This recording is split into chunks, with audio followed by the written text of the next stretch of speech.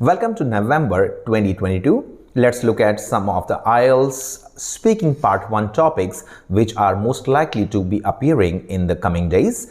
And there are around 13 topics which are constantly being repeated in this part. So I'm going to cover 3 of them today. The first one is computer. I would like you to pay attention to your screen so that you could get the real questions.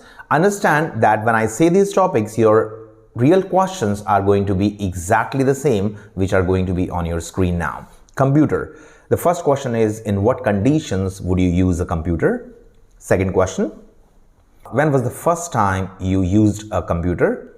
Third, what will your life be like without computer? And the last one is, in what conditions would it be difficult for you to use a computer? These are the questions which are going to appear exactly the same way if your topic is computers. Let's look at the second one. It's singing. My students tell me that they're getting this topic a lot. Singing. Let's look at the questions. Do you like singing? Have you ever learned how to sing? Who do you want to sing for? And the last question, do you think singing can bring happiness to people? The third topic is puzzles. Puzzles is appearing to almost every second or third student. Let's look at the questions related to this topic. Did you do puzzles in your childhood? When do you do puzzles? During trips or when you feel bored?